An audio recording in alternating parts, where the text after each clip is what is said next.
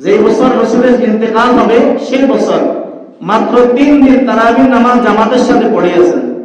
প্রথম দিনের তুলনায় মসজিদে মুসল্লি দ্বিতীয় দিন অনেক বেশি, দ্বিতীয় দিনের তুলনায় মসজিদে মুসল্লি তার থেকে অনেক বেশি। আর আমাদের সাথে মিলান, আমাদের প্রথম দিন আলহামদুলিল্লাহ মুসল্লি যাই হয়, দ্বিতীয় দিন মুসল্লি কমে না বাড়ে? তৃতীয় দিন আরো কমে, পরের দিন আরো কমে। 10 রোজা গেলে অর্ধেক 1 লাইন, 20 রোজা গেলে 1 লাইনও পাওয়া যায় না, এমন অবস্থা পরিস্থিতি। তাহলে সাহাবায়ে কেরামের আমল আর আমাদের আমলে পার্থক্য আছে না নাই? সাহাবায়ে কেরাম প্রথম থেকে কম, পরবর্তীতে আস্তে আস্তে বাড়তে থাকে, আর আমাদের প্রথম অবস্থায় বেশি, পরে আস্তে আস্তে কমতে থাকে, সম্পূর্ণ বিপরীত। এজন্য আমাদের কেমন হওয়া উচিত না। বাদিরু বিল আমালিস সালিহা, আল্লাহ রাসূল সাল্লাল্লাহু আলাইহি ওয়াসাল্লাম বলেন তোমরা নেক কাজের প্রতিযোগিতা করো। অন্যান্য মাসে যেমনি আমল করছো এই মাসে সেইভাবে আমল করার সময় না, এই মাসে তোমার সর্বক্ষেত্রে আমল বাড়াইতে হবে। আল্লাহ পাক আমাদের বাকি রমজানগুলো যারা পূর্ণ আমলের সাথে কাটাতে পারে সে তৌফিক দান করেন, আমিন।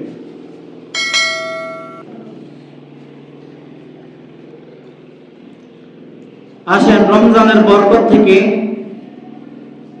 যে ব্যক্তি বঞ্চিত তার জন্য আল্লাহ ও তার রাসূলের পক্ষ থেকে কি ধিক্কার, কি অভিশাপ।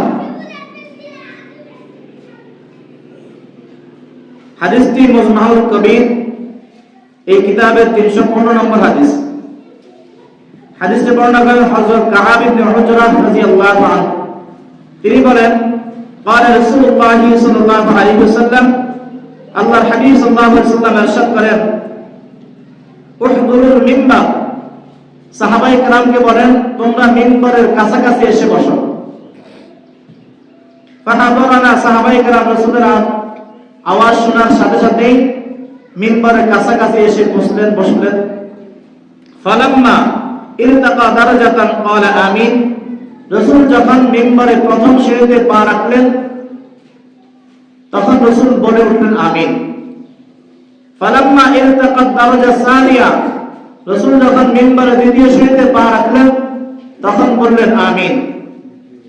ফালাম্মা ইরতাকা দারাজাতা সালিসা ক্বালা আমিন, রাসূল যখন মিম্বরের তৃতীয় সিঁড়িতে পা রাখলেন তখনও বলে উঠলেন আমিন। ফালাম্মা ফারাগা নাযালা মিনাল মিম্বার, অতঃপর যখন রাসূল আকরাম সাল্লাল্লাহু আলাইহি ওয়াসাল্লাম মিম্বর থেকে খুতবা শেষ করে অবতরণ করলেন, নামলেন, ফাকুলনা লাহু ইয়া রাসূলুল্লাহ, সাহাবায়ে কেরাম বলেন আমরা আল্লাহর রাসূলকে জিজ্ঞাসা করলাম ও আল্লাহর রাসূল, লাকাদ সামি'না আল-ইয়াওমা মিনকা শাইআন লাম নাকুন নাসমাউ, ইয়া রাসূলুল্লাহ আপনি মিম্বরে ওঠার সময় আজকে যে কথাগুলো বললেন এমন কোন কথা তো আমরা আগে কখনো আপনার মুখ থেকে আর শুনিনি। ক্বালা, আল্লাহর রাসূল বলেন ইন্না জিবরিল আলাইহিস সালাম আরদা লি, আল্লাহ রাসূল সাল্লাল্লাহু আলাইহি ওয়াসাল্লাম বলেন নিশ্চয় জিবরাইল আমার কাছে এসে আরজ করল। ফাকালা, তিনি বললেন জিবরাইল বাহাদু বাহুদা মা মান আদরাকা রমজান ফালাম ইউগফার লাহু, হযরত জিবরাইল আমিন বলেন ওই ব্যক্তির জন্য ধ্বংস, ওই ব্যক্তি ধ্বংস হোক যে ব্যক্তি রমজান মাস পাইল, রমজান মাস পেয়েও তার গুনাহ মাফ করাতে পারল না। তখন আমি বলে উঠলাম আমিন। অর্থাৎ যে ব্যক্তি রমজান মাস পাওয়া সত্ত্বেও রমজান মাস পাইয়া গুনাহ মাফ করাইয়া নিতে পারল না, ওই ব্যক্তি ধ্বংস হোক। এই কথার উত্তরে আমি নবীও সমর্থন করলাম আমিন, হ্যাঁ অবশ্যই সে ধ্বংস হোক। নাউযুবিল্লাহি যালিক। ফালাম্মা রাকিবু সানিয়া, যখন আমি মিম্বরের দ্বিতীয় সিঁড়িতে পা রাখি, ক্বালা, জিবরাইল বলেন বাহুদা ওই ব্যক্তির জন্য ধ্বংস, ওই ব্যক্তি ধ্বংস হোক। মান যুকিরতা ইনদাহু ফালাম ইউসাল্লি আলাইকা, মান যুকিরতা যখন আপনি নবীর আলোচনা করা হয়, আপনি নবীর নাম আলোচনা করার সাথে সাথে যে ব্যক্তি আপনি নবীর উপরে দরুদ পড়ল না, ফাকুলতু আমিন, সে ধ্বংস হোক, আমি বললাম আমিন।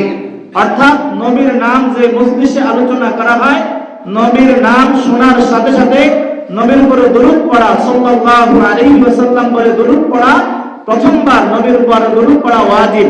কেউ যদি না পড়ে তাহলে তার কবিরা গুনাহ হবে। বরং আল্লাহর রাসূল বলেছেন ওই ব্যক্তি ধ্বংস হোক, জিবরাইলের পক্ষ থেকে ঘোষণা, রাসূল তাকে সমর্থন করেছেন। এজন্য আমরা কোন দিনই মজলিসে বসলে যখন আমাদের নবীর নাম প্রথমবার আলোচনা হবে, নবীর নাম শোনার সাথে সাথে আমাদেরকে নবীর উপর দরুদ শরীফ পড়া প্রথমবার ওয়াজিব। ফালাম্মা রাকিবু সালিসা, যখন আমি মিম্বারের তৃতীয় সিঁড়িতে পা রাখি, ক্বালা বা'দা মান আদরাকা ওয়ালিদাইহিল কিবারা ইনদাহু আও আহাদুহুমা।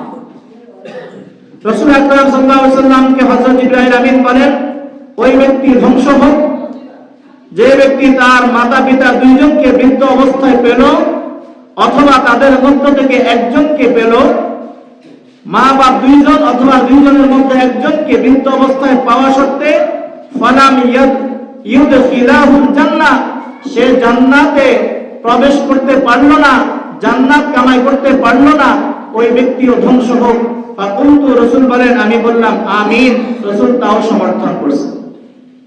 যাদের মাতা-পিতা জীবিত আছে, বৃদ্ধ অবস্থায় মাতা-পিতা হয়ে গেছে, মাতা-পিতার খেদমত করে যে ব্যক্তি জান্নাত কামাই করতে পারল না, দুইজনের একজন মারা গেছে একজন জীবিত আছে, তার খেদমত করে জান্নাত কামাই করতে পারল না, ওই ব্যক্তির উপরে রাসূল জিবরাইল আমিনের পক্ষ থেকে ঘোষণা আসলো ওই ব্যক্তির জন্য ধ্বংস, সে ধ্বংস হোক। রাসূল আকরাম সাল্লাল্লাহু আলাইহি ওয়াসাল্লাম সেই কথাটাকেও সমর্থন করেছেন আমিন বলিয়া।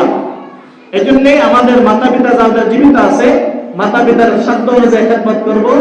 মাতা-পিতা আমার মা বাবার পায়ের নিচে, মায়ের নিচে, মায়ের পায়ের নিচে সন্তানের বেহেশত। এজন্য মা বাবার খেদমত করব, তাহলে জান্নাত আল্লাহ পাকের পক্ষ থেকে আমার জন্য ওয়াজিব হয়ে যাবে।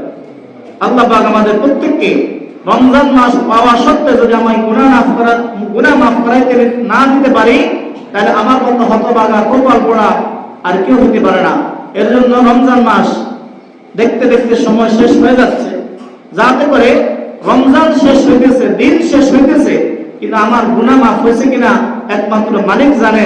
আমিও বুঝতে পারি আসলে আমার গুনাহ মাফ কতটুকু হয়েছে না হয়েছে। এই জন্যই রমজানের আগে যে পরিমাণ আমাদের দিনগুলি যেভাবে কাটাইতাম, রমজানের সেভাবে আমাদের দিন কাটানোর কোনো সুযোগ নেই। এই ক্ষেত্রে রাসূল আকরাম সাল্লাল্লাহু আলাইহি ওয়াসাল্লামের একটা হাদিস, আল্লাহ রাসূল সাল্লাল্লাহু আলাইহি ওয়াসাল্লাম বলেন, ইযা কানা আউয়ালু লাইলাতিন মিন শাহরি রমাদান, যখন রমজানুল মুবারক, পবিত্র মাস রমজানুল মুবারকের প্রথম দিন আসে, প্রথম রাত্রি আসে, আগে রাত্রি পরে দিন, যখন রমজানের প্রথম রাত্রি আসে, ইউনাদি মুনাদি, একজন ঘোষণাকারী ঘোষণা দেয়, ইয়া বাগিয়াল খাইরি আকবিল, হে কল্যাণকামী, তুমি যারা কল্যাণ চাও, আল্লাহ পাকের পক্ষ থেকে কল্যাণের আশা করো, আকবিল, তুমি যেই পরিমাণ নেক কাজের জন্য উদ্যোগী হয়েছ, তোমার নেক কাজ, নেক আমল তুমি বাড়াইতে থাকো, তোমার নেক কাজ তুমি বাড়াইতে থাকো।